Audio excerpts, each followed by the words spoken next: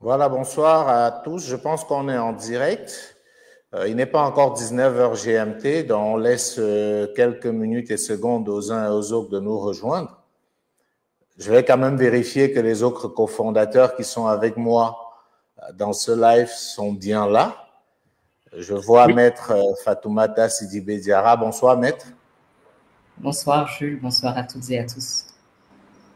Merci, Maître, d'être là. Je vois la plus jeune de cofondateurs de Mansa, Claudia Senghor. Bonsoir, Claudia.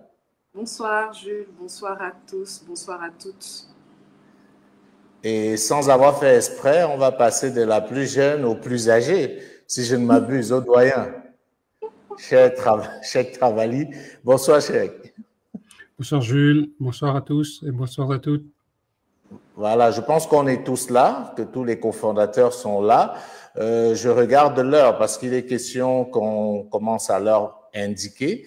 Donc, il reste à peine une minute aux uns aux autres pour nous rejoindre sur ce live qui a pour objectif principal de revenir sur les raisons de la décision que nous avons dû prendre il y a exactement 48 heures concernant la grande conférence prévue à Lomé. Donc, nous avons pensé, comme à notre habitude, qu'en toute transparence, il était question que nous puissions échanger avec vous pour revenir là-dessus. Donc, si je ne m'abuse, et si les autres cofondateurs me confirment, il est bien 19h GMT.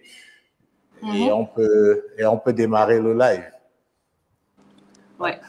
Cela dit, bonsoir madame, monsieur, bonsoir à tous et merci à vous tous qui êtes actuellement connectés en ligne sur nos différentes plateformes pour échanger avec nous ce soir sur Mansa de manière générale, mais aussi et surtout sur les raisons du report de la conférence qui était prévue à Lomé les 26, 27 et 28 juin prochains. Je suis Jules Domché, le porte-parole de Mansa. Et ce soir, dans le cadre de ce live, je serai accompagné de 3 autres cofondateurs de Mansa, que je me fais le plaisir de vous présenter à nouveau. Maître Fatoumata Sidibé Diarra, qui est avec nous, Claudia Senghor également, qui est avec nous, et Cheikh Travali, qui est avec nous.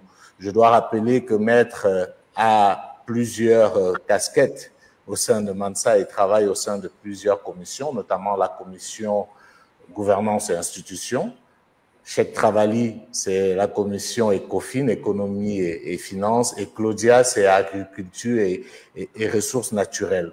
Donc, comme je le disais tantôt, nous avons pensé qu'il était de bon ton que nous puissions échanger avec vous, que nous puissions vous donner les raisons de cette décision que nous avons eu à prendre, mais que nous vous permettions également de savoir davantage sur ce que Mansa fait, sur ce que nous faisons au quotidien et sur ce que nous avons prévu de faire lors de cette conférence qui a été reportée. Donc voilà un peu le décor planté. Nous allons nous faire un plaisir, comme ça a été déjà le cas récemment, de répondre à toutes vos questions. Et sentez-vous à l'aise parce que nous le sommes et nous sommes disposés effectivement à répondre à toutes vos questions. Donc je vais tout de suite, avant d'aller aux questions, donner la parole à Cheikh Travali, qui doit nous expliquer, parce qu'on a reçu énormément de soutien, et je tiens à vous en remercier. Vous avez été très nombreux à nous écrire pour nous témoigner vos encouragements, vos soutiens, et je tenais à vous remercier au nom de Mansa pour cela. Donc, je vais donner la parole à Cheikh pour nous donner les raisons, même si le communiqué avait déjà évoqué cela, de notre décision de reporter cette conférence de Lomé. Cher. Oui, Jules, merci. Bonsoir à toutes, bonsoir à tous. Bonsoir aux Mansa qui nous suivent et bonsoir aux non-Mansa qui nous suivent. En espérant qu'à l'issue de cette discussion de ce soir, nous aurons converti tous les non-Mansa en Mansa. Alors, l'objectif effectivement de ce live, c'est d'expliquer à toutes les parties prenantes pourquoi nous avons pris la décision de reporter notre conférence Mansa de Lomé. Mais je pense qu'avant d'expliquer pourquoi, je pense qu'il serait important d'expliquer d'abord quelle est l'essence, quels sont les objectifs poursuivis par la première conférence Mansa de Lomé. Je pense que c'est important pour que chacun comprenne ce que nous essayons de faire et que chacun soit partie prenante à ce que nous essayons de faire. Alors, certes, nous n'étions pas là, mais en 1885, 14 puissances se sont réunies à Berlin pour se partager le gâteau Afrique et tracer les frontières du continent, sans nous demander notre avis, en 1885.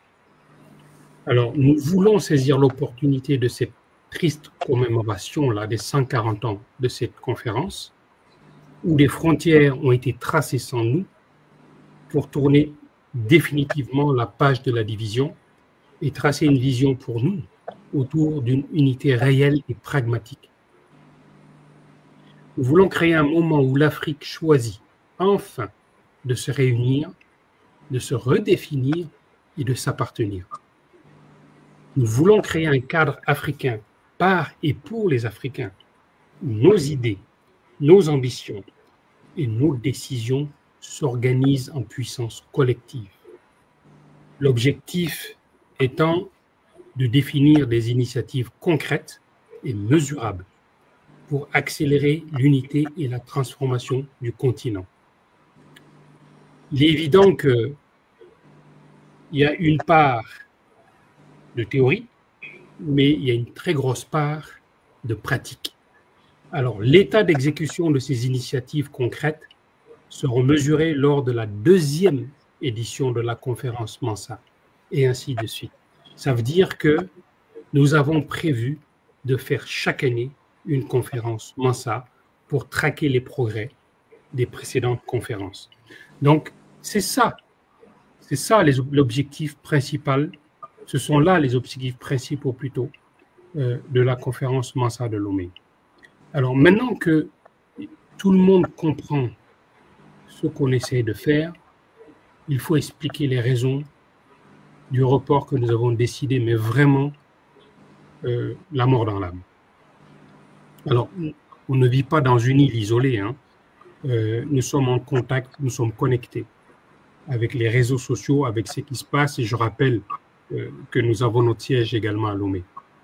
Alors, nous avons été informés que des marches de protestation étaient prévues à Lomé les 26, 27 et 28 juin prochains, exactement pendant la période de la conférence, ce qui va forcément créer un contexte de tension.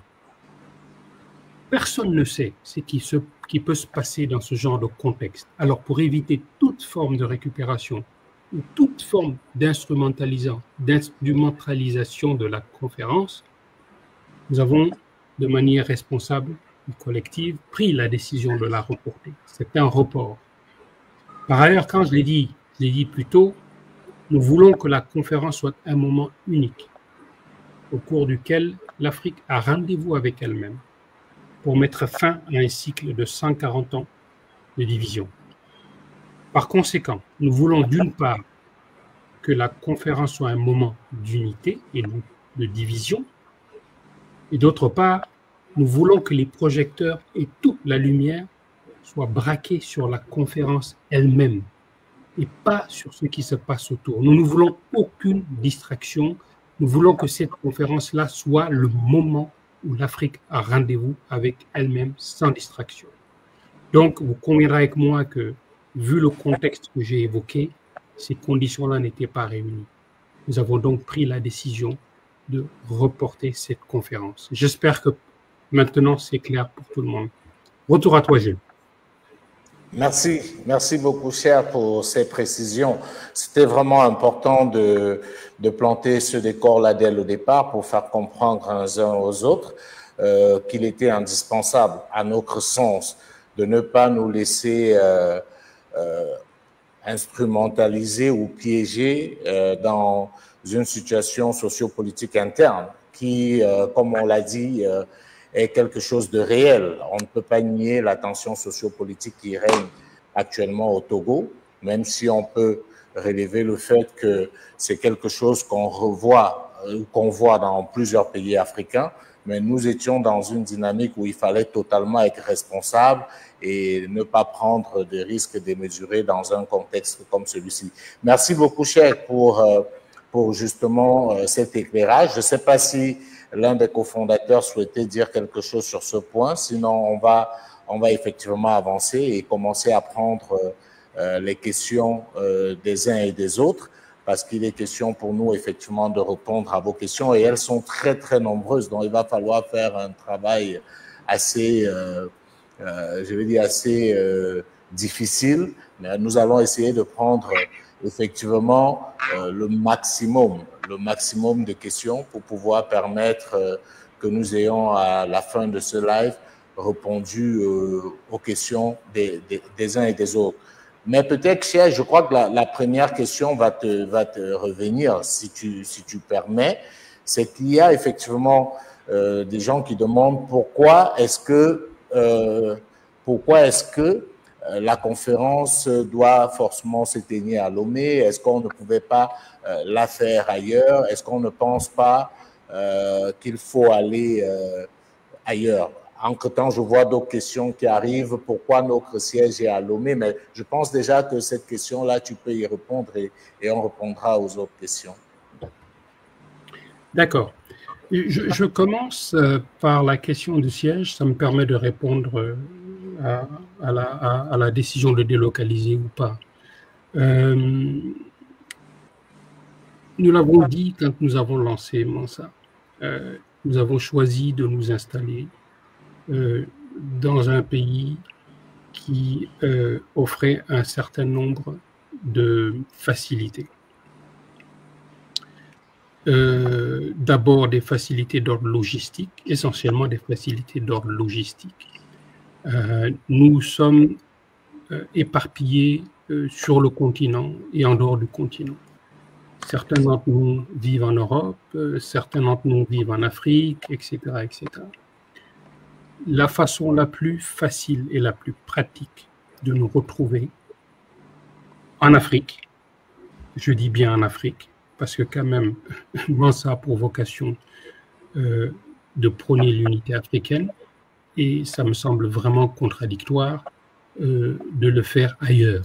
Donc, la façon la plus rapide de se retrouver pour nous est effectivement Lomé, à cause des facilités qu'offre l'aéroport de Lomé. Lomé est aujourd'hui un hub, d'accord? Avec Askai, avec Ethiopian, c'est peut-être la seule capitale africaine que vous pouvez joindre de manière directe d'une autre ville africaine. Essayez d'aller de Dakar à Niamey, par exemple, en vol direct. Si vous trouvez un vol direct, venez me le dire. Je pense que dans 9 cas sur 10, vous passerez par Lomé. Donc, une des premières raisons, c'est facilité de joindre Lomé. Une autre raison pour nous, c'était on avait bien en tête qu'on organiserait ce type d'événement.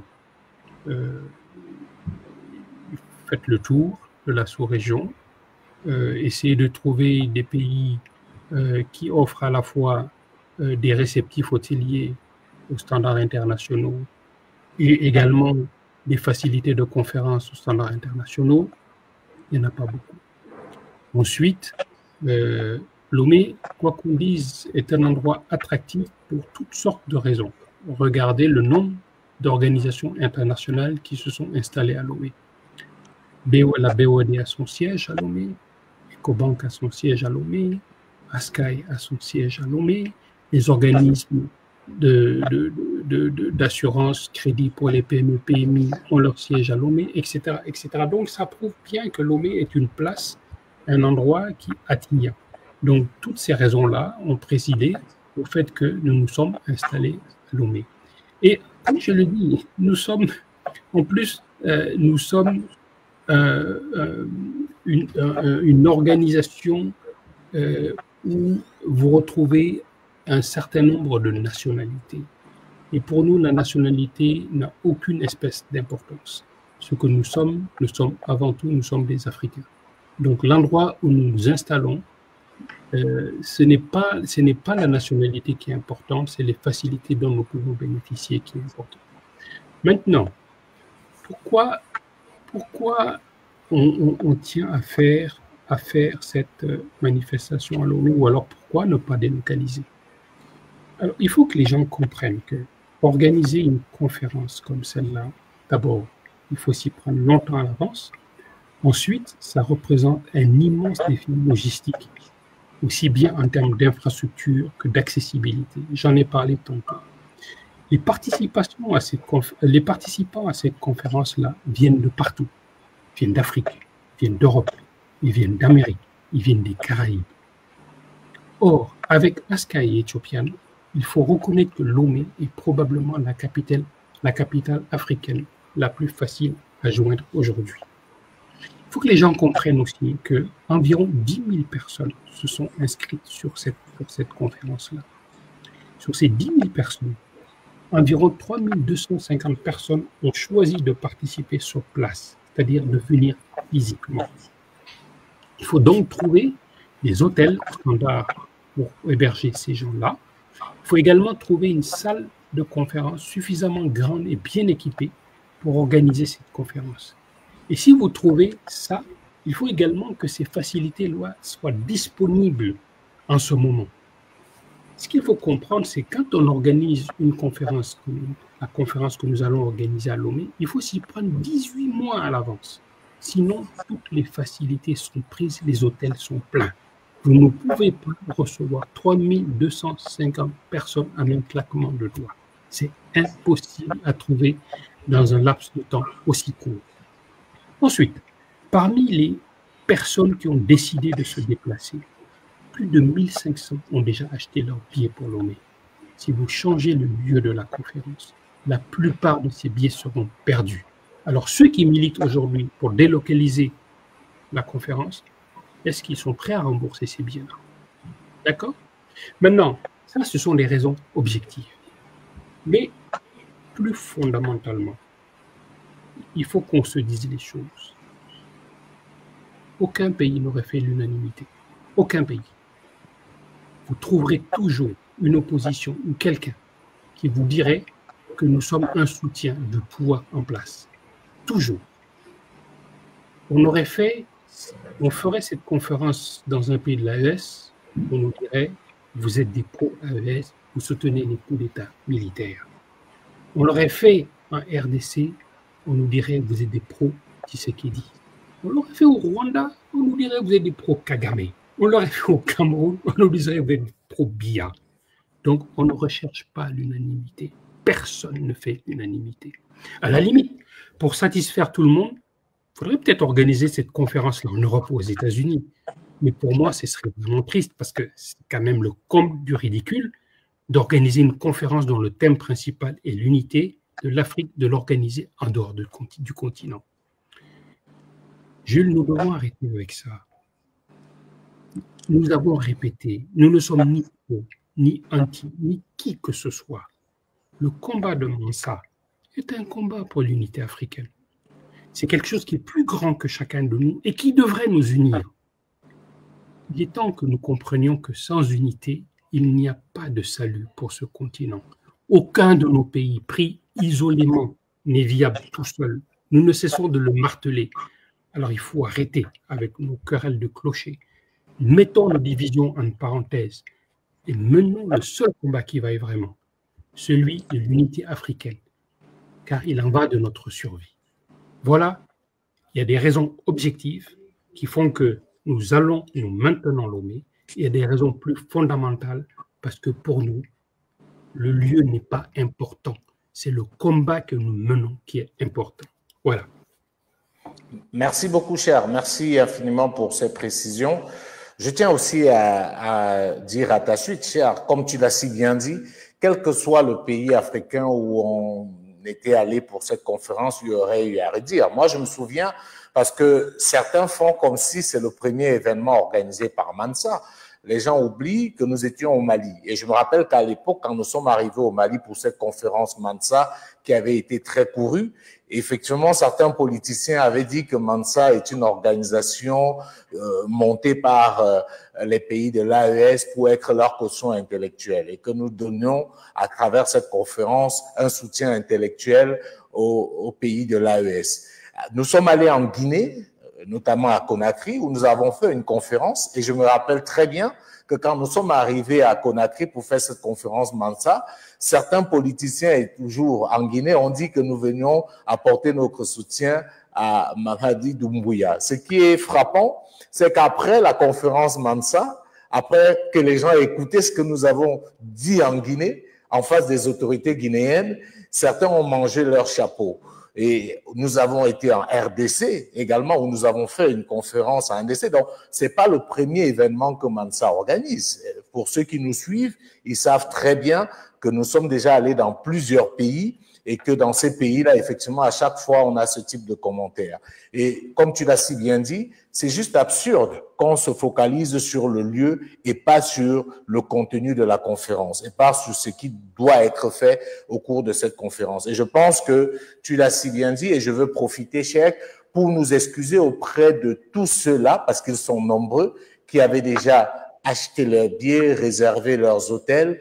On reçoit des mails, on comprend le désagrément, mais comme on dit, il nous fallait prendre une décision en toute responsabilité. Nous sommes conscients des dommages que cela vous porte, mais nous avons choisi effectivement d'être du côté de l'unité et non du côté de la division. Certains auraient voulu qu'on maintienne la conférence coûte que vaille. Moi, je me rappelle encore des commentaires des gens qui avaient acheté des billets bloqués et qui aujourd'hui ne peuvent pas modifier. Donc, c'est l'un des problèmes auxquels nous devons répondre. Je vais peut-être, parce que je vois il y a tellement de questions également qui reviennent, et il y a une question que je vais poser. Elle vient de Abalo Kankou, si je ne m'abuse pas, qui demande quelle est la nouvelle date de la conférence, maître.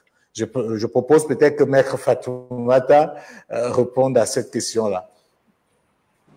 Merci, Jules. Rebonsoir à toutes et à tous. Je dirais à ce cher Mansa qu'il sera informé très rapidement de la nouvelle date dès que nous la fixerons. Donc, ils seront donc les premiers, les participants inscrits, mais également le grand public sera informé de ces nouvelles dates-là. Et nous les informerons dès que possible. D'accord, merci beaucoup, maître, pour cette question. Alors, il y a une autre question qui revenait en disant la jeunesse n'est pas impliquée. Pourquoi? Alors, c'est bien qu'on pose cette question-là parce qu'on a la plus jeune de Mansa, celle qui nous rappelle à chaque fois par sa présence et ses commentaires que nous sommes de plus en plus vieux. C'est Claudia Senghor. Alors, Claudia, il y a des gens qui estiment que la jeunesse n'est pas impliquée au sein de Mansa. Qu'est-ce que tu peux répondre à ça? Bon, j'ai tendance à dire souvent que je suis entourée de vieux et que c'est moi qui fais baisser la moyenne d'âge du groupe, ce qui est vrai, même si je me fais taper sur les doigts tous les jours. Mais il est fort de constater que dans Mansa, la machine de Mansa même, c'est des jeunes. C'est des jeunes qui travaillent, que ce soit dans les groupes, que ce soit dans les propositions de solutions. C'est des jeunes. C'est des gens qu'on ne voit pas forcément souvent sur la toile, mais c'est des jeunes qui s'engagent. Et merci de me donner la parole par rapport à ça, parce que je veux lancer un appel à nous tous. Parce que je pense que je représente tout le monde, en fait. Je suis comme vous. Je me cherche comme vous. Je ne suis ni millionnaire, ni milliardaire, ni enfant d'eux, ni madame je ne sais qui. Je suis juste une jeune qui essaie de proposer des choses. Parce que depuis que je suis petite, et je pense que vous aussi, depuis que vous êtes petit là, peu importe le pays où vous vous trouvez, tout est en projet.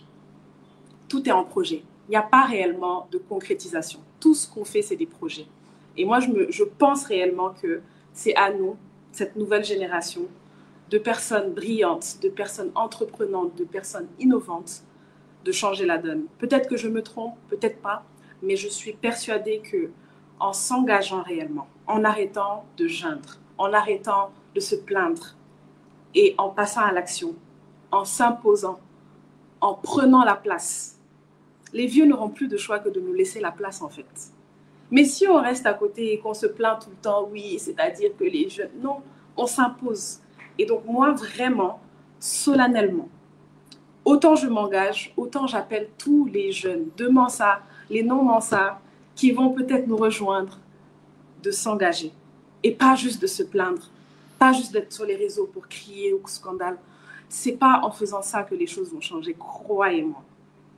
Proposez des choses, faites des choses à votre petite échelle, même dans votre petit quartier. C'est de là que ça commence en fait. C'est tout ce que je peux dire. Moi, je suis très passionnée. Donc, quand je commence, je ne m'arrête pas. Je ne sais pas c'est quoi mon temps de parler. Peut-être que je vais continuer. Mais on est habitué à cette passion. Je veux peut-être dire à ta suite, Claudia, que lors de cette conférence de Lomé, nous avons prévu quelque chose d'exceptionnel. C'est qu'il y a des jeunes qui vont venir de plusieurs pays africains. C'est le cadre où on va donner la parole aux jeunes. Donc, il y a plusieurs jeunes qui viendront de plusieurs pays, je crois Rwanda, Cameroun, Côte d'Ivoire et tout, qui vont prendre la parole, notamment pour parler de l'éducation, parce qu'on pense que c'est la transmission qui va être la clé. Donc, il va falloir effectivement commencer à influencer ces jeunes-là très tôt. Et lors de la cérémonie d'ouverture, la parole sera donnée à la jeunesse. Ça, c'est quelque chose qui est prévu pour cette conférence historique. Donc, c'est important que les uns et les autres autant pour moi, comprennent la place centrale. Si vous regardez bien, pour ceux qui suivent Mansa, depuis que nous avons commencé et que nous faisons le tour de certains pays, nous allons toujours d'abord à l'université. Pourquoi nous commençons nos conférences à l'université? Les conférences de l'université sont gratuites, ouvertes au public, parce que nous allons d'abord parler aux étudiants, parce que nous avons compris très vite que c'est là-bas que ça se passe. C'est auprès de ces jeunes-là qui ont la niaque, qui ont encore la force, qui ont, j'ai envie de dire, envie de transformer le continent qu'il faut commencer. Donc, nous faisons ces conférences-là. Nous étions à l'université de Bamako, nous étions à l'université de Conakry, nous étions à l'université de Kinshasa, où nous avons échangé avec des étudiants et c'était juste extraordinaire. Et après cela, nous organisons naturellement les ateliers Mansa avec les capitaines d'industrie, les chefs d'entreprise. Donc, pour répondre à cette question, la jeunesse est au cœur du projet Mansa. Et j'ai envie de dire aussi, Claudia, que tu n'es pas, même si tu es la plus jeune, tu n'es pas la seule très jeune parmi les cofondateurs de Mansa. Je m'en voudrais de ne pas mentionner Sébastien Faye, qui est trentenaire, donc qui est également jeune. Et j'ai pas le sentiment que notre DG Eric Sonopo soit plus âgé que ça. Donc, et moi-même, je refuse de me placer du côté des vieux. Je suis un peu au milieu, c'est-à-dire entre les vieux qui se reconnaîtront et les plus jeunes. Les anciens jeunes qui se battent pour rester jeunes.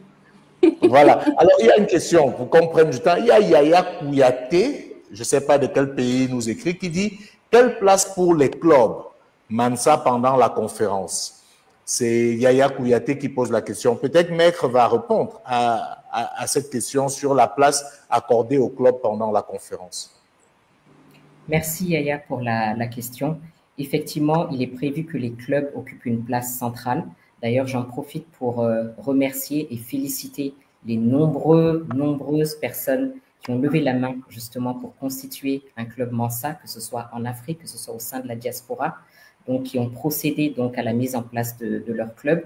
Et nous avons dernièrement suivi un processus très important justement pour ces clubs, puisque nous avons commencé à mettre en place les clubs ambassadeurs Mansa. Et parmi ces clubs ambassadeurs Mansa, 25 d'entre eux seront présents à la conférence. Donc ces clubs seront là, les présidents de clubs seront là. Beaucoup de clubs se sont organisés également pour être présents de manière spontanée parce qu'ils sont Mansa, ils croient en l'initiative, ils croient en la conférence. Donc c'est une place prépondérante qui est laissée aux clubs qui seront présents, qui prendront la parole et qui expliqueront le sens de leur engagement. Donc pour résumer, Yaya, la place, c'est une place prépondérante pour les clubs Mansa. Merci, Maître. Il y avait une question, je n'ai pas retenu le nom, qui disait « À quand Mansa au Sénégal ?» J'ai envie de dire très bientôt. Le but de Mansa, c'est de faire vraiment le tour. C'est de faire le tour de l'Afrique. J'ai envie de dire, on viendra au Sénégal, ça c'est sûr. Avec ce qui se passe là-bas, c'est impossible qu'on n'y soit pas. On a un projet d'aller au Burkina Faso, on a un projet d'aller à Niamey, on a un projet, parce que beaucoup de gens nous posent la question d'aller en Afrique centrale. Beaucoup de gens nous posent la question, mais à quand Mansa au Cameroun, au Gabon?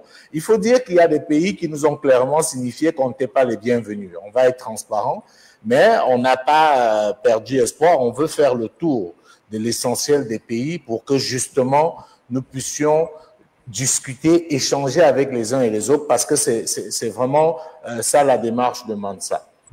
Alors, il y a d'autres questions. Cette période est mouvementée. Comment Mansa fait face à cette situation et comment voyez-vous la suite? Qui veut prendre cette question? Comme vous le savez, je pense que la personne fait référence aux attaques dont nous avons fait l'objet en tant qu'organisation ces derniers temps, et même certains parmi nous ont été attaqués individuellement. Alors, comment est-ce qu'on vit ça? Parce que des gens, naturellement, se posent la question. Tout à fait, et c'est légitime. Hein. Bon, il faut dire que nous étions préparés. On s'y attendait, et je pense que quand nous avons lancé Mansa à Lomé, toi-même, Jules, je pense que tu avais dit que on s'attendait à ce que ça soit, il y ait beaucoup d'opposition. Il y ait beaucoup d'opposition, il y aurait de la violence, il y aurait de la virulence, parce qu'on vient quand même faire de la disruption. On vient interroger le statu quo. Donc, ça ne plaît pas à tout le monde. Et on savait qu'on serait combattu. Donc, on est préparé à ça. Et en tant qu'équipe, je peux vous dire, nous sommes soudés.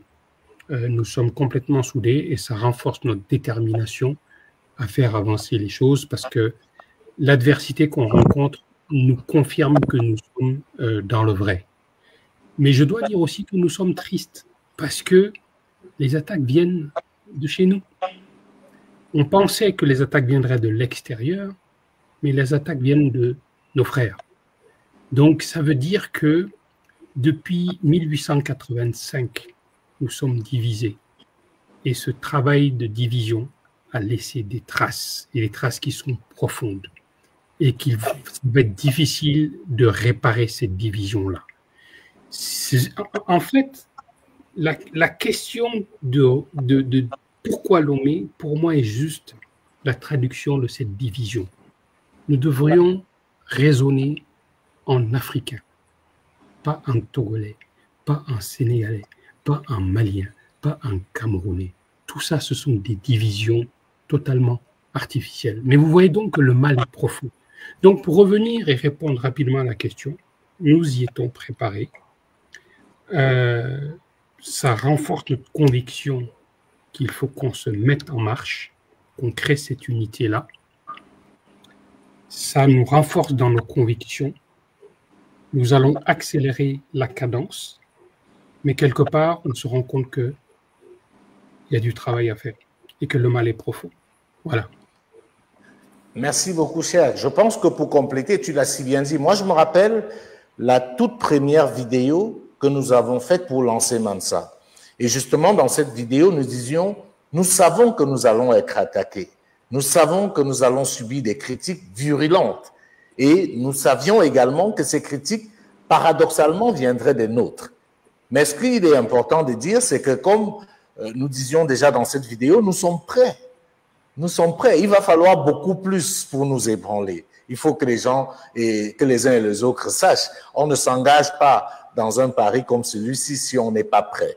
Comme tu l'as dit, Cheikh, ce qu'on peut regretter, c'est que les attaques viennent, entre guillemets, de nos frères pour qui nous menons ce combat, pour qui et avec qui. Parce que je dis encore une fois, Mansa, ce n'est pas que les cofondateurs. C'est tous ces Africains-là qui veulent voir l'Afrique se transformer. Ils sont nombreux. J'ai dit, les gens ne le savent pas. Nous avons des groupes WhatsApp où il y a 2000 personnes. Nous avons des experts ad hoc. Nous avons plein de gens. Donc, les gens voient généralement uniquement les cofondateurs parce que c'est eux qui prennent la parole. Mais il y a toute une artillerie derrière. Et aujourd'hui, avec le club Mansa, le nombre de Mansa impliqués a augmenté de manière exponentielle. Donc, il faut bien que les gens comprennent. Donc, j'ai envie de dire, ce n'est pas avec ce type d'attitude. Et je vois effectivement, je voulais profiter parce que pendant que Cheikh, tu parlais, il y a une question qui est venue et qui était un peu plus précise par rapport aux attaques. Parce qu'effectivement, il y a quelqu'un qui disait que vous subissez des attaques personnelles et notamment le président de Mansa, Alain Foka, qu'est-ce qu'on tient à dire à ça? Non, je tiens à dire, il faut que les gens comprennent. On a peut-être l'air comme ça, mais on n'est pas intimidable. Et je pense que ceux qui connaissent un peu Alain Foka et connaissent son parcours peuvent savoir que c'est quelqu'un qui n'est pas influençable, surtout pas avec cela. Quand vous avez couvert des guerres, j'ai envie de dire, quand vous avez été sur le terrain de la guerre, quand vous avez vécu le génocide au Rwanda, quand vous avez fait la guerre du Congo, j'ai envie de dire, il faut beaucoup plus. Et nous avons conscience que nous faisons quelque chose qui ne fait pas plaisir à tout le monde. Déjà aux impérialistes et leur relais sur le continent africain, n'ayons pas peur de le dire. Les impérialistes, comme je le disais la dernière fois, se servent de certains parmi nous pour nous combattre. Donc on est totalement conscient de cela. Mais on se dit, ce qu'on regarde là, on se dit comment on fait pour influencer davantage, pour faire de la pédagogie, parce qu'il y a certains qui font des choses peut-être parce qu'ils sont instrumentalisés, mais ce n'est pas le cas de tout le monde. Il y a certains qui sont seulement dans l'ignorance des enjeux, donc on ne peut pas mettre tout le monde dans le même panier. Ce qui est important de relever, à mon sens, par rapport à ces attaques personnelles, c'est de se demander, est-ce qu'une injure, est-ce qu'une menace de mort règle un problème? Quand on a fini d'injurier, quand on a fini de menacer de mort, ça règle quel problème de manière concrète? Oui, on est attaqué, et je dis, le président Alain Foka de Mansa est attaqué personnellement, et je pense qu'on n'a pas peur de le reconnaître. Les gens utilisent des méthodes d'une autre époque, mais j'ai envie de dire, ils n'ont qu'à bien se tenir parce que peut-être ils ne savent pas à qui ils se sont attaqués. Nous sommes prêts, comme l'a dit Cheikh, et ce combat, nous ne le faisons pas pour nous. Nous ne le faisons pas, j'ai envie de dire, juste pour qu'on dise qu'on est en train de faire des choses. Si on n'est pas prêt, on ne fait pas ce combat. Donc, je pense que c'est important que les gens intègrent ça, et je pense qu'il serait honnête aussi pour nous, chers Mek Fatoumata et Claudia, de relever le niveau de soutien que nous avons. Parce qu'il ne faut pas qu'on laisse croire que ceux qui nous attaquent, en fait, c'est une portion, j'ai envie de dire, très marginale. Et quand vous regardez même au niveau des commentaires, vous voyez que c'est des gens qui ont créé des faux comptes, c'est-à-dire qui n'assument même pas, et c'est généralement les mêmes personnes. Nous ne refusons pas d'être attaqués, nous ne refusons pas d'être critiqués, mais nous voulons être critiqués sur nos idées, sur ce que nous proposons, sur notre travail. Et que les gens qui n'ont pour seul exercice que de faire des attaques personnelles ou des intimidations se tiennent très bien, parce que ce n'est pas avec ça qu'on nous fera reculer. Voilà. Alors, Jules, si tu permets. Oui, maître, vas-y. Oui, juste sur ce point, je pense que vous avez dit l'essentiel, mais notre ressenti à tous, je pense, les cofondateurs et tous ceux qui travaillent, ils collaborent avec nous et les Mansa, je pense qu'on est conscient justement qu'à partir du moment où vous décidez de vous impliquer, à partir du moment où vous décidez de vous engager, selon votre conscience, en tout cas pour nous les cofondateurs, c'est clair que ça a un prix. Et vous l'avez dit, Cheikh et toi, quelque part, on savait, tu l'as dit Jules lors de la première vidéo, on le savait que ça viendrait vraiment de proches de nos frères. Mais ça ne nous a pas découragés, puisque cette volonté qu'on a et ce point commun qu'on a entre cofondateurs, c'est cet attachement et cette volonté inébranlable. Et quand je dis inébranlable, c'est vraiment inébranlable. Nous sommes tristes de constater effectivement qu'une minorité ne comprend pas le message. Nous allons encore travailler à le disséminer davantage, puisque Mansa, au-delà des 15 cofondateurs, c'est un esprit, c'est un mouvement aujourd'hui qui s'étend. Ce n'est pas pour rien qu'il y a 10 000 personnes qui ont marqué leur intérêt pour participer à la conférence. Ce n'est pas pour rien que vous avez ces centaines de clubs qui se sont créés. Ce n'est pas pour rien que lorsqu'on a créé ces groupes WhatsApp, nous avons des personnes qui ont levé la main pour travailler quasiment 7 jours sur 7 sur les problématiques de l'Afrique. Donc, ça veut dire quelque chose. C'est une lame de fond qui dépasse nos personnes. Et je pense qu'on a réussi quelque part à mettre en place un mouvement d'une Afrique décomplexée et d'une Afrique qui est consciente de son potentiel. Et je pense qu'au-delà des cofondateurs, rien n'arrêtera plus cette lame de fond. Merci beaucoup, maître. Je reste avec toi, mec, parce qu'il y a une question à laquelle tu peux répondre. Il y a quelqu'un qui demande, est-ce qu'on peut switcher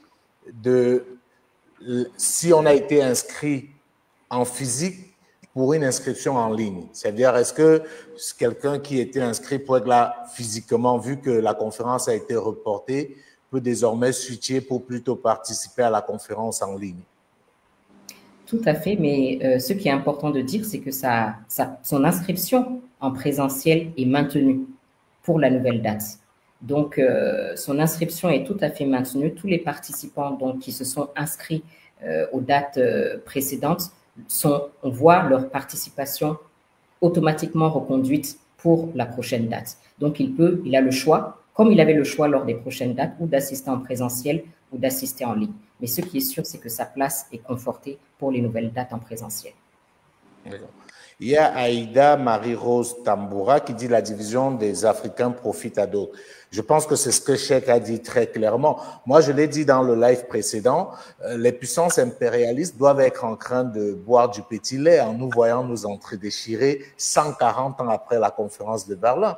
Ils doivent nous trouver cons et stupides en disant finalement ceux-là, ils comprennent rien. Parce que le ridicule aujourd'hui, c'est que nous nous battons pour des frontières que les autres ont dessinées pour nous. C'est ça qui est extraordinaire. Ça veut dire que les gens sont à décider que vous serez malien, sénégalais, togolais, ivoirien et tout. Et aujourd'hui, on se bat pour ça, alors que ce n'est pas la réalité. Et je pense que, maître, toi qui es du Sahel, je ne sais pas, ce qui est amusant, c'est que je vois des Tiam au Mali, au Sénégal, en Guinée et tout.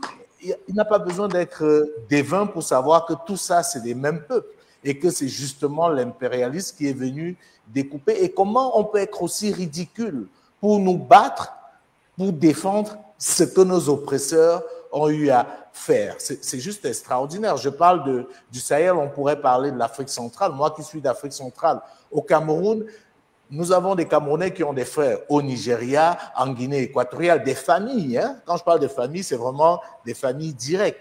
Comment nous pouvons continuer en 2025 à être dans des discours xénophobes, à rejeter les autres? Je trouve ça juste ahurissant et je pense que c'est vraiment difficile à entendre. Il y a Bamidel qui demande, y a-t-il encore des places pour ceux qui veulent être en présentiel? Bon, je vais répondre très rapidement pour dire en réalité, la salle n'est pas extensible. Il faut être réaliste, mais les gens peuvent continuer à s'inscrire parce que, comme vous savez, quand vous faites une conférence comme ça, il y a toujours des aléas. Donc, ceux qui veulent s'inscrire peuvent continuer à s'inscrire et dès que la nouvelle date sera connue, nous nous ferons un plaisir de la communiquer. Alors, il faut qu'on essaye d'avancer avec les questions qui viennent au fur et à mesure. Alors, maître, excusez-moi parce que je voulais poser la question à maître, mais je vois un commentaire, une question qui dit « Est-ce qu'Alain Foka se porte bien ?» Donc, c'est ça qui m'a fait rire. Je voudrais vous rassurer, il se porte bien. N'ayez pas d'inquiétude, plus que ça, il se porte bien et nous avons eu l'occasion encore d'échanger il n'y a pas longtemps. Alors, il y a quelqu'un qui pose une question que je trouve assez intéressante. Quels sont les livrables pour cette conférence? Maître, il faut que tu t'y colles. Merci. Et les autres, bien entendu, compléteront. C'est un travail collectif. Donc, ce qui marque l'originalité de cette conférence, c'est qu'à la différence de plusieurs autres qui se tiennent, c'est que justement des résultats sont attendus. Cheikh l'a dit, des résultats sont attendus et des résultats qui seront suivis d'une année sur l'autre. Il ne s'agit pas d'aller parler et s'arrêter là.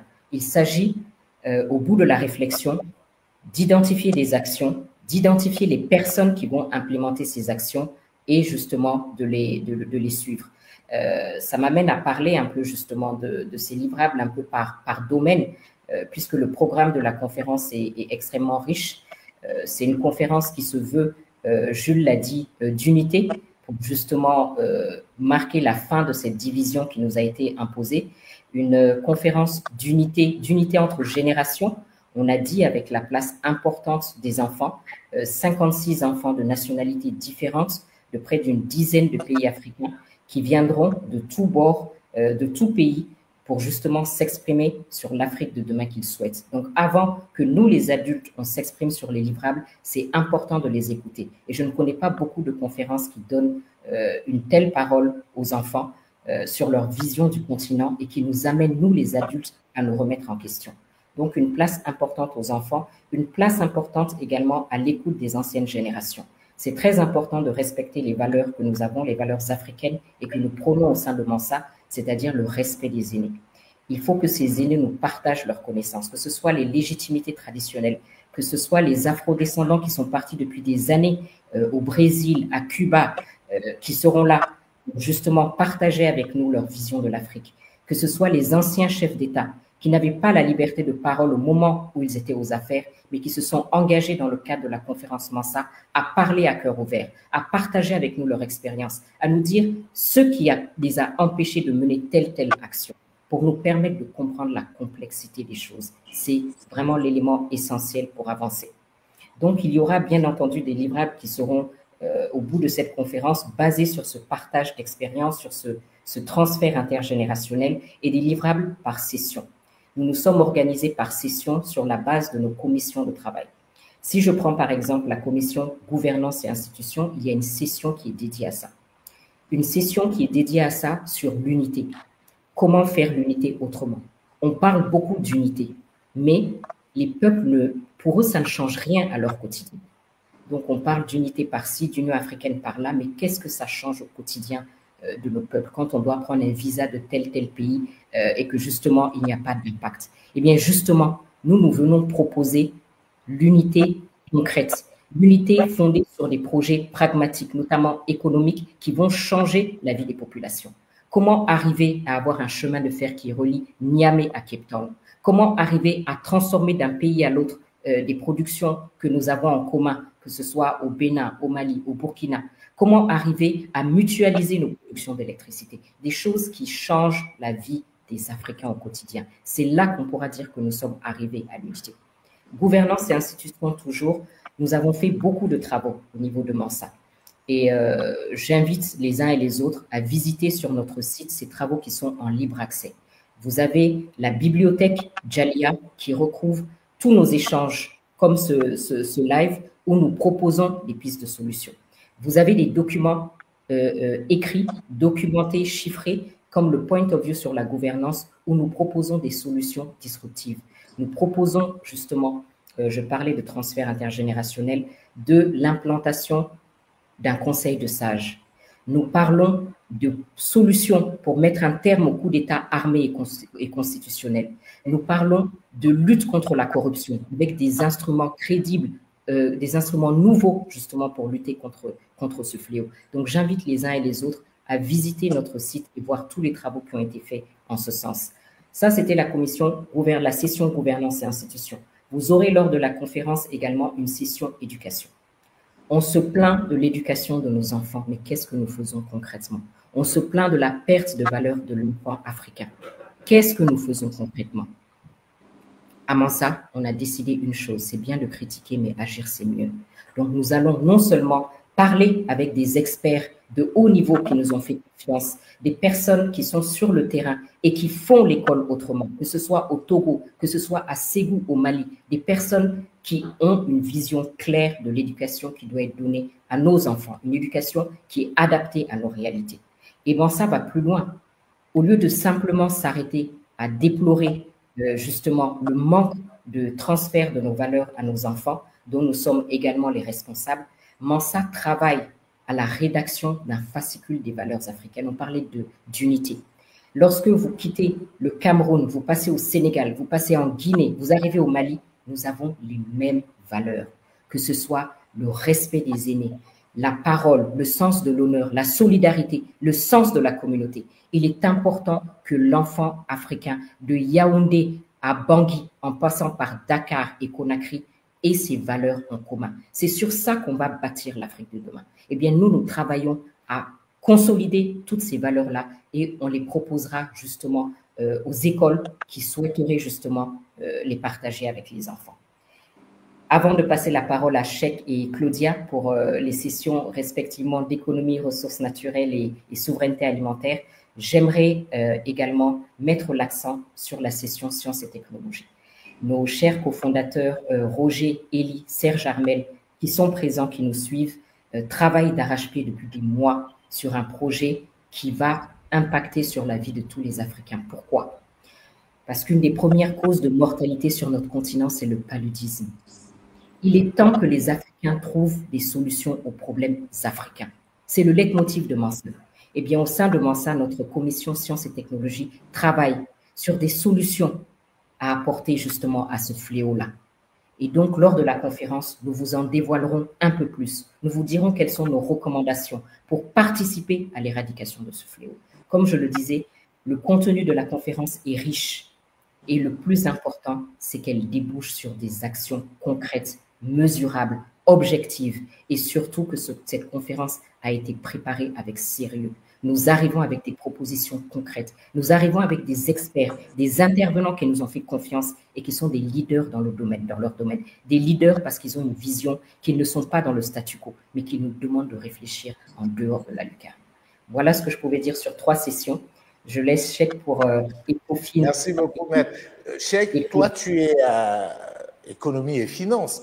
Et à cette conférence, il y a une session centrale réservée à la question de la souveraineté monétaire, qui est un débat vieux en Afrique et dont on parle toujours sans jamais avoir trouvé des solutions. Tout à fait. Je pense que nous, déjà, on a clarifié notre position. Je me rappelle que nous avons fait des écrits, nous avons fait des conférences et ce qu'on a dit. La question ou pas de sortir du franc CFA, en parlant de souveraineté monétaire, la question est de sortir. Et la question n'est pas est-ce qu'il faut sortir, mais la question est de quand et comment sortir. Donc, un des thèmes centraux qui sera développé lors de la session économie-finance, c'est de dire on pose l'état des lieux, on fait venir un acteur de premier plan dans notre zone qui nous expliquera, lui, sa vision, les contraintes qu'il a eu à travailler avec le franc CFA. Ça, c'est la première partie. Et pour répondre à une des questions qu'on a, oui, il y aura des questions, sessions-réponses pour les gens qui sont physiquement présents. On a prévu des pauses où vous pouvez poser des questions, mais de manière aussi importante, pour les gens qui seront en ligne, nous avons prévu aussi un outil qui vous permettra non seulement de poser des questions, mais on vous engagera sur des questions, on vous demandera de voter sur un certain nombre de choses et vous pourrez voter et donner votre point de vue qui sera pris en considération. Maintenant, une fois qu'on a dit qu'on doit en sortir, parce qu'il faut être acteur de cette chose-là, ça va arriver d'un moment à l'autre. Alors, on choisit soit d'être passif, soit d'être actif. Nous avons choisi d'être acteurs. Parce que, rappelez-vous, certains sur ce forum-là sont trop jeunes. 1994, c'était une dévaluation qu'on nous a imposée. On a juste subi la dévaluation. Ça va arriver. Alors, doit-on la subir ou doit-on la préparer? Notre position, c'est de la préparer. Et c'est de dire que la souveraineté monétaire est possible, mais pas de le dire en théorie. Nous allons faire venir un ancien gouverneur de banque centrale d'un pays qui a sa monnaie depuis 1960, qui va nous dire que c'est possible de gérer sa propre monnaie.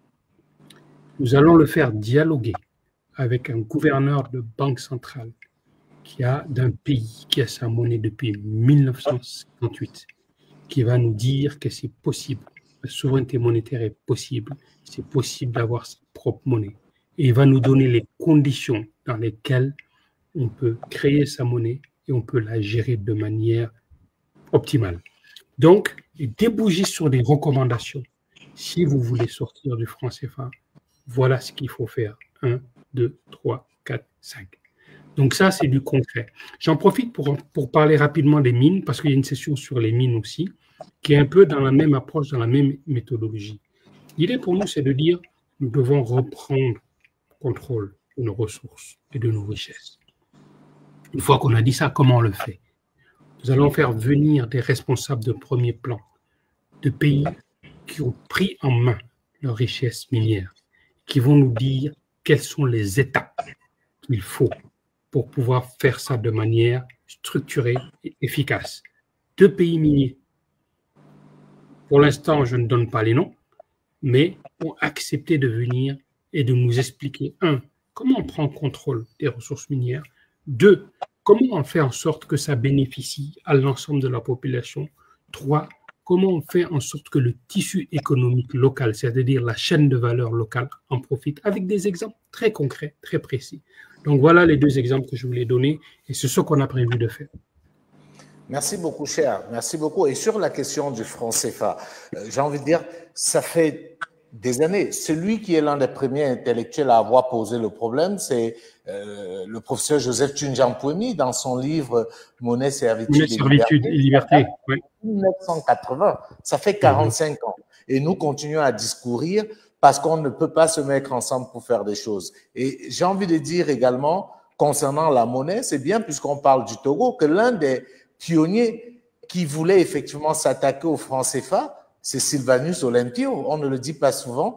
C'est pour ceux qui pensent que le Togo, pourquoi on va au Togo parler du panafricanisme, le Togo a une âme panafricaine dès le départ. C'est un pays qui a joué un rôle très important dans cette dynamique-là. Donc, je pense que c'est des choses qui sont importantes de rappeler dans ce cadre-là. Alors, Claudia, toi, tu es dans la commission agriculture, j'ai envie de dire agriculture, parce qu'on te connaît plus sur les réseaux sous le nom d'Agrobed. Tu es dans cette commission-là. Alors, très brièvement, qu'est-ce que tu peux nous dire que Mansa fait dans le domaine qui est le tien? Alors, j'entends souvent dire on importe beaucoup, on a faim, on ne mange pas. Mais ici, en tant que jeune, qui réellement s'intéresse à l'agriculture? Qui produit pour nous? Qui nous nourrit finalement? Je passe mon temps avec ma communauté, ils disent que je les agresse. Je vais vous agresser un peu aussi, peut-être que ça va servir de réveil. Qui a envie d'être un agriculteur ici? Qui a fait des études en agriculture? Le problème est très profond. Et c'est le cœur de ce que je fais tous les jours et c'est ce dont on parle avec Mansa dans la commission agriculture. La base déjà, c'est le rapport à l'agriculture, au secteur agricole qu'on a en tant que jeunes Africains. Je parle de jeunes Africains, je ne parle pas de vieux. Je parle de jeunes Africains. Qu'est-ce qu'on fait pour le secteur agricole? Comment on fait pour nous, Africains, nourrir les Africains? Et c'est d'ailleurs le thème de la session sur l'agriculture. Les Africains nourrissent les Africains, avec un focus cette fois-ci sur l'élevage et la production laitière. Parce que je pense que vous savez tous, je pense qu'on est tous concernés par cette question du lait en poudre, qui n'est pas réellement du lait. Je donne un exemple parmi tant d'autres, qui nous vient de l'extérieur, qu'on ne produit pas. Donc, c'est toutes ces questions-là qu'on allait éplucher une à une, avec bien évidemment des intervenants que je ne pourrais pas citer aujourd'hui, pour ne pas vous spoil, comme on dit, sur ces questions-là, qui font de très très belles choses dans le secteur de l'élevage. Parce que moi, j'ai tendance à parler beaucoup de l'agriculture végétale, mais l'élevage aussi est tout aussi important. Quand vous allez dans un restaurant et que vous voyez des steaks de l'Argentine ou de la Nouvelle-Zélande, pourquoi pas des steaks qui nous viennent localement? Toutes ces choses-là, c'est des choses qu'on doit réfléchir ensemble et bien évidemment avec la méthode Mansa, au-delà de l'état des lieux, c'est de proposer des solutions et de sortir de là avec des engagements concrets. Et c'était ça justement la session et on la fera dans tous les cas puisque ce n'est juste qu'un report, de parler de l'agriculture. Mais au-delà de ça, avec la commission ressources naturelles, donc agriculture, au-delà de cette question sur l'élevage qui était strictement pour la conférence Mansa, on parle de beaucoup de choses, notamment la sécurité alimentaire, la sécurité sanitaire, toutes ces choses qui nous viennent de l'extérieur, qu'on peut produire nous-mêmes et qu'on ne produit pas, tout simplement parce qu'on a une jeunesse qui n'est pas forcément intéressée par ce secteur. Et j'ai tendance à dire, et je vais finir par là, que le jour où les jeunes dames rêveront, bon, même si on ne rêve pas de se marier, mais c'est un exemple, vous comprenez ce que je veux dire, rêveront de se marier avec un agriculteur et pas avec un banquier, je pense qu'on aura tout réussi. Donc, je vais finir par là. Alors, chaque qui est banquier doit se sentir visé. Non, hein? ils ont assez eu leur heure de gloire. Un agriculteur, c'est bien. Un banquier aussi, c'est bien. Non, je pense que c'était important aussi, et je crois que vous l'avez souligné, de relever tout ce que nous faisons au sein de Mansa. Et j'ai envie de dire qu'il y a un certain nombre de travaux qui sont déjà disponibles. Nous avons notre thermomètre Mansa. Nous avons fait un sondage sur le franc CFA qui est exceptionnel, avec des données que personne n'a jamais pu avoir. Nous avons eu un échantillonnage unique. Parce qu'avant, on attendait que ce soit les autres qui viennent faire des enquêtes d'opinion pour les Africains en Afrique. C'est les autres qui nous disaient ce qu'il faut faire en Afrique. Aujourd'hui, Mansa le fait à travers notamment les thermomètres Mansa. Vous vous souvenez tous, je pense que vous avez vu la chronique qui a été produite par Alain Foucault sur la santé Vous avez vu le thermomètre santé que nous avons lancé. Nous nous plaignons tous les jours du fait que nos hôpitaux sont des mouroirs. C'est bien de se plaindre, mais qu'est-ce que nous proposons? Et ça, à Mansa, on propose des solutions concrètes pour justement régler ce problème de souveraineté sanitaire. Nous ne pouvons pas tout sous-traiter au point de sous-traiter même nos vies. C'est juste ahurissant. Donc, je pense qu'il y a des choses concrètes qui sont faites. Et je dis encore une fois de plus, pour revenir sur la question de la monnaie, un pays comme l'Afghanistan a sa propre monnaie. Et ça fait 60 ans qu'on essaye de nous expliquer que nous sommes incapables d'avoir une monnaie. C'est juste ahurissant. Donc, j'ai envie de dire, et je vois des commentaires qui défilent aussi, de dire aux gens qui sont venus sur le live faire le concours d'injures que nous, on ne répond pas aux injures. C'est pas le but du jeu. Et ce qui est frappant, c'est que vous voyez, ce sont les mêmes personnes. On voudrait que les gens aient des arguments et qu'on puisse être dans une dynamique argument contre argument. Et quand on dit que ce sont des gens marginaux, en fait, ils sont vraiment marginaux. Ce n'est pas le peuple togolais. Ils veulent se servir du peuple togolais. La majorité des Togolais est silencieuse et certains sont dans la lutte, ils sont dans la proposition, ils critiquent mais ils proposent, c'est pas des injures, c'est pas ça. Moi je veux pas qu'on réduise le peuple togolais à ça. Ce qui est dramatique généralement dans ce cas de figure, c'est que ceux qui se livrent à ce genre d'exercice sont généralement les gens marginaux et ils peuvent jeter l'opprobre. Moi je voudrais pas que les gens fassent une confusion entre quelques illuminés et le peuple togolais.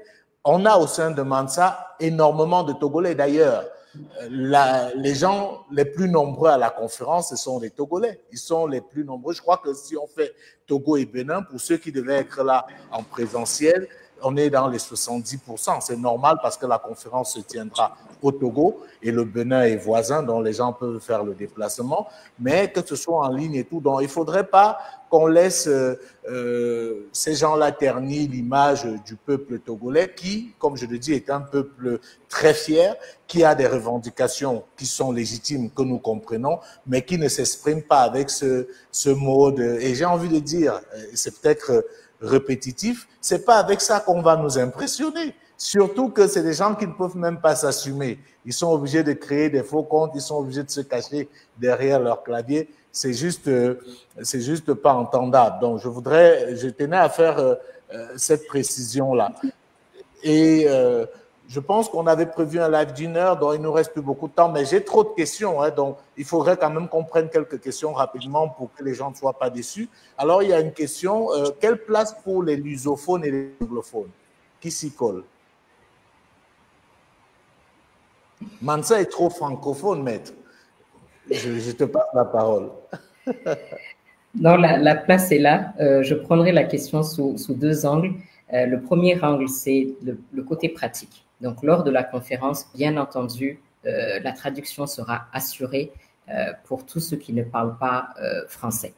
Donc, que ce soit espagnol, anglophone et même certaines langues les plus usitées africaines. Donc, pour le côté pratique, c'est pris en charge. Maintenant, tu disais Mansa et francophone. Je pense qu'on a eu cette question justement lors du lancement. Et l'exemple qu'on avait pris, je vais le reprendre, c'est qu'on avait comparé l'Afrique à une maison. Et on s'était dit que pour attaquer le nettoyage d'une maison, il fallait s'attaquer à l'une des pièces les plus difficiles.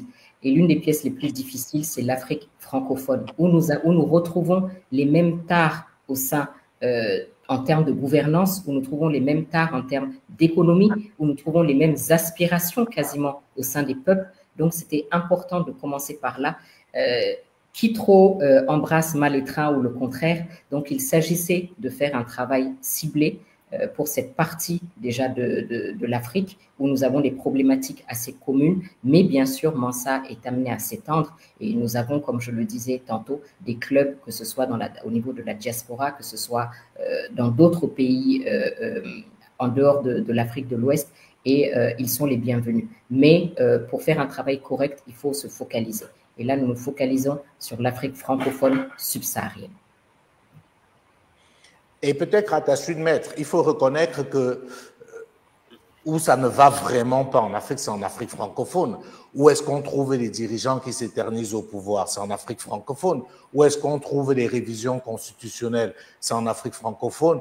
Où est-ce que la corruption est répandue à une dimension exponentielle? C'est en Afrique francophone. C'est pas pour dire qu'ailleurs il n'y a pas de problème, mais aujourd'hui, quand vous regardez l'Afrique anglophone, quand vous regardez un pays comme le Ghana, quand vous regardez la discipline qui a été instaurée au Rwanda, qui est sortie du giron francophone, vous vous dites quand même que si vous voulez vraiment que les choses changent, il faut aller commencer là où ça va vraiment pas du tout. Et il faut être honnête de le reconnaître, c'est en Afrique francophone. Alors, il y a une question, comment est financée la conférence Mansa? On ne va pas y répondre parce qu'on l'a fait il y a quelques jours, une semaine de cela, dans le live de la semaine dernière. Je pense que le live est encore disponible, les gens pourront effectivement y aller. Serait-il possible d'avoir le programme complet de la conférence, précisé s'il sera sur le site de Mansa et sur la chaîne WhatsApp officielle de la conférence? Oui, vous avez toutes les informations sur notre site www.mansa.com et également sur la chaîne WhatsApp qui a été créée à cet effet. Est-ce que Mansa ne trouve pas que l'Afrique a assez parlé et qu'il est temps d'agir et poser des actions? Cher, on parle trop, la preuve, nous sommes encore en train de parler. À quand les actions? Jules, il y a une question qui me semble intéressante. Est-ce que les plus hautes autorités du pays seront présentes à la conférence et seront enclines à adhérer aux propositions de Mansa? J'aimerais y répondre de manière pas spécifique au Togo forcément, parce que c'est un peu ça qu'on essaie de faire. Mansa est une force de proposition et nous voulons passer à l'action. D'accord? Nous parlons à tout le monde, absolument à tout le monde. Et ça me permet de répondre à une autre question qui demandait les implications juridiques et politiques, etc. Ouais. Donc, je pense que c'est important d'adresser ça pour expliquer d'abord qu'est-ce que nous essayons de faire et l'impact que nous souhaitons avoir. Alors, pour être simple et granulaire, moi, quand j'étais à Kinshasa, nous avons engagé la jeunesse et tout ça. Et je pense qu'il y a un jeune étudiant qui nous a dit comment on change les choses. Ce qu'on lui a dit, c'est qu'il n'y a pas de recette pour changer les choses. Il faut commencer à s'engager.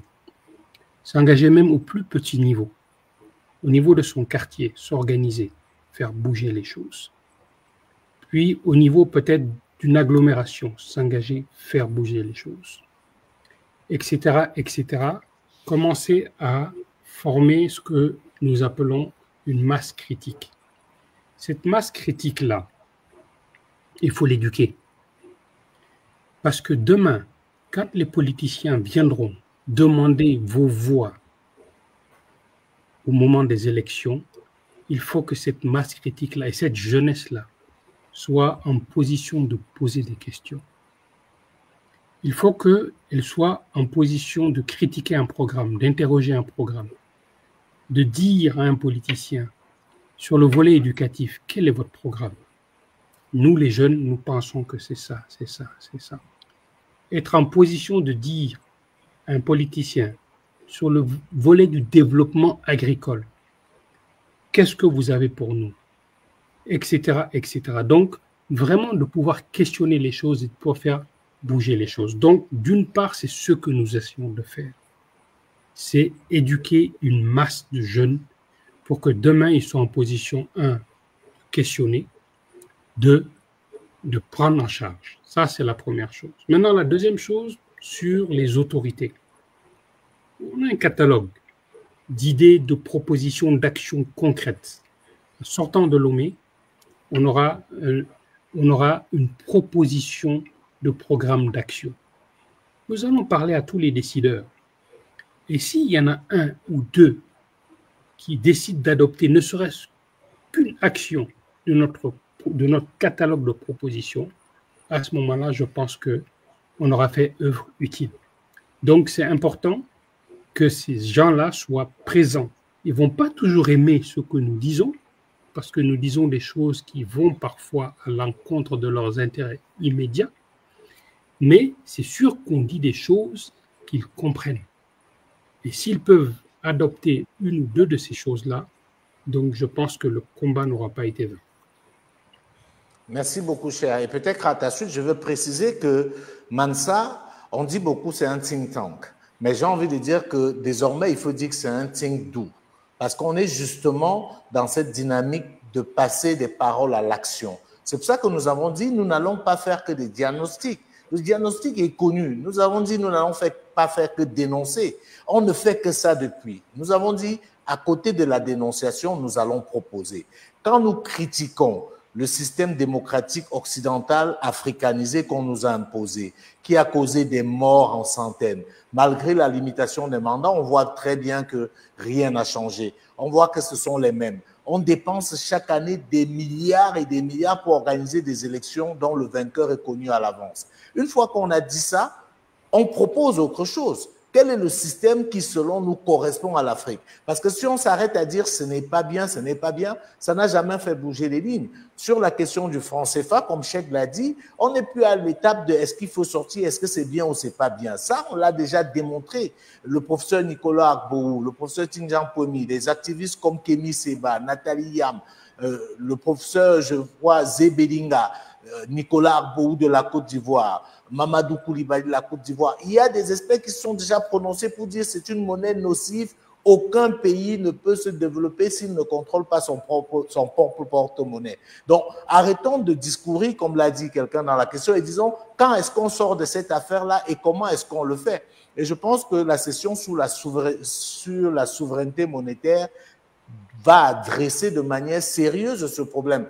Parce qu'on tend souvent à faire croire que si on sort du CFA, on est fini. J'ai envie de dire, la Guinée a sa propre monnaie depuis Sékou Touré. La Guinée est restée debout.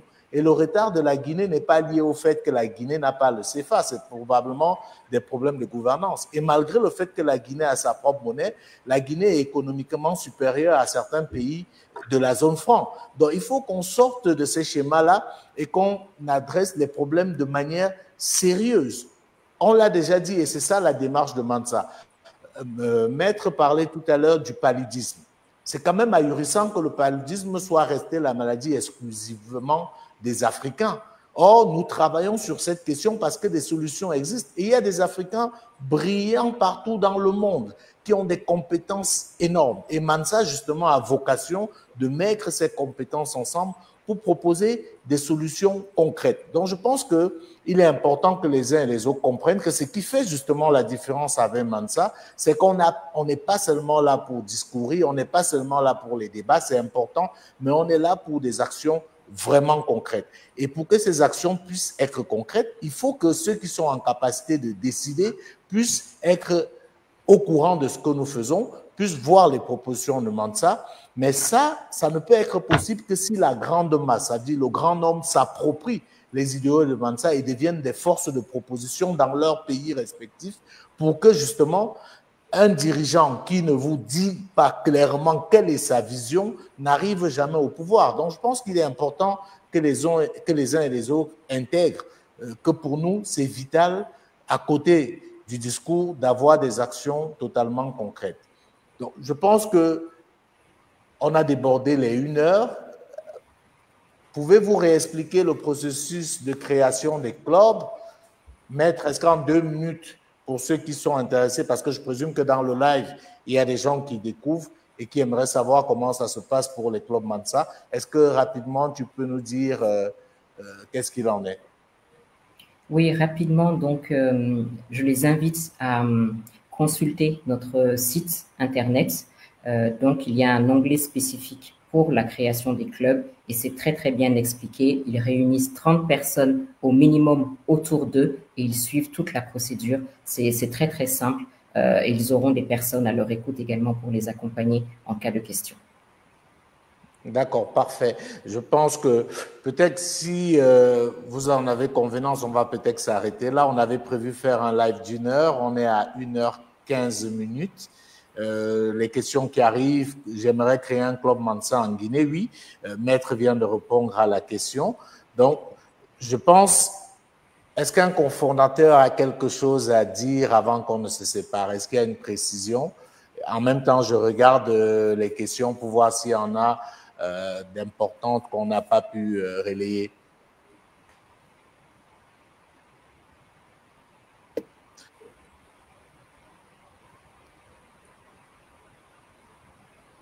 Ça va, c'est bon pour les cofondateurs? Oui, je pense qu'on a couvert, oui. OK. En tout cas, merci beaucoup. Hein. Merci à Maître Fatoumata Sidibé Diarra, merci à Claudia Senghor, merci à toi, Cheikh Travali, mais surtout merci à vous tous qui êtes très nombreux en ligne, qui nous avez suivis. Je tiens vraiment à vous témoigner notre reconnaissance et nous vous invitons à vous engager. Mansa, ce n'est pas une affaire de quelques individus. Mansa, c'est une affaire de tous les Africains, où qu'ils soient, de la diaspora sur le continent, qui ont envie de voir ce continent changer. Parce que, comme on le dit tous les jours en Mansa, personne ne peut aimer l'Afrique plus que les Africains. Personne ne va changer l'Afrique à notre place. Nous vous avons dit à plusieurs reprises, nous ne faisons que des propositions et nous les faisons avec vous. Nous pouvons nous tromper, nous ne pensons pas avoir la science infuse, mais comme aime bien le dire mon bien-aimé grand frère Cheikh Travali, si nous voulons nous tromper, autant mieux nous tromper avec nos propres idées qu'avec celles des autres. Le gros problème, c'est que pendant longtemps, on a pensé pour les Africains, on a tout fait pour nous et nous étions juste là à aspirer ce que les autres voulaient. Et jusqu'aujourd'hui, c'est le problème dont nous souffrons. Et c'est pour cela qu'une organisation comme Mansa fait peur. Elle fait très mal, parce que je pense que ceux qui s'attaquent à nous aujourd'hui pensaient que Mansa était une affaire de 15 personnes, etc. Mais quand ils se rendent compte des milliers de Mansa qui sont dans le monde, quand ils se rendent compte des clubs Mansa qui sont en train de prendre de l'ampleur à travers le monde, ils se disent c'est peut-être la fin de quelque chose. Parce que le jour où les Africains, dans leur grande majorité, auront conscience des véritables enjeux, ce sera la fin de l'impérialisme. Donc, il faudrait que nous soyons conséquents et que nous nous disions notre génération doit jouer son rôle et nous ne devons plus tomber dans des pièges à con. Nous avons laissé tuer nos dévanciers, nos premiers héros, les Lumumba, les Sankara, les Olympio. On les a laissés se faire assassiner, parfois par lâcheté et aussi par ignorance. Aujourd'hui, l'Afrique a pour force sa jeunesse. C'est la première force de l'Afrique. Donc cette jeunesse-là doit s'approprier ce combat. C'est vital parce que ce n'est que grâce à cette jeunesse-là qu'on pourra relever les défis. Et comme l'a dit Claudia tout à l'heure, le jour où la jeunesse africaine va se rendre compte de son poids et de sa puissance, les impérialistes ne pourront que reculer. Donc nous devons aujourd'hui protéger tous ceux qui contribuent à un véritable panafricanisme. Et comme on l'a dit, il faut le retenir une fois pour toutes, Mansa est un mouvement transpartisan. Nous ne sommes pas là pour parler à un pays. Notre objectif est clairement d'unir l'Afrique. Et c'est pour cela que nous ne céderons pas et nous n'admettrons pas que les gens viennent continuer à faire ce qu'on a fait trop souvent par le passé, diviser les Africains pour mieux régner. Voilà ce que je tenais au nom de Mansa à vous dire en guise de conclusion à ce live. Merci encore d'avoir été aussi nombreux, d'avoir participé activement. Désolé pour ceux dont on n'a pas pu répondre aux questions. Vous conviendrez avec nous qu'il est difficile de répondre à toutes les questions. Et encore toutes nos excuses à tous ceux qui étaient déjà enregistrés et qui avaient prévu de faire le déplacement pour la conférence Mansa. Restez connectés, nous vous informerons le moment venu sur les nouvelles dates. Et d'ici là, portez-vous bien. Bonsoir à tous. Bonsoir tout le monde. Bonsoir.